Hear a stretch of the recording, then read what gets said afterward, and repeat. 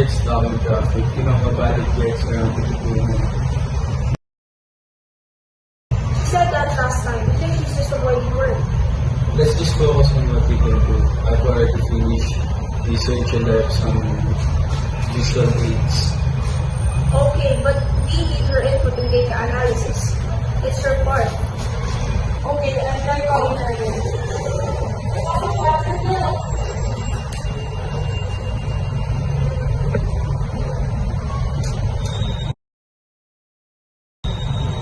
Of course she wouldn't pick up.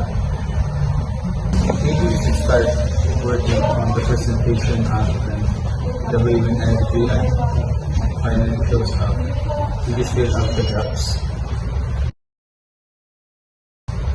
Fine, but if she doesn't contribute to anything substantial, I'm telling Professor Faith.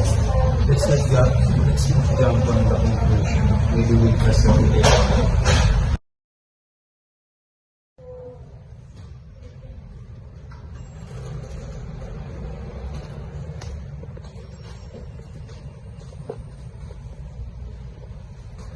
Guys, I'm so sorry I'm late. My grandmother had an emergency and I had to take her to the hospital. Oh, and is she okay? Yeah, she's fine now, thanks.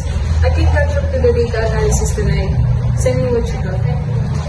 Don't worry about it. We'll just let it.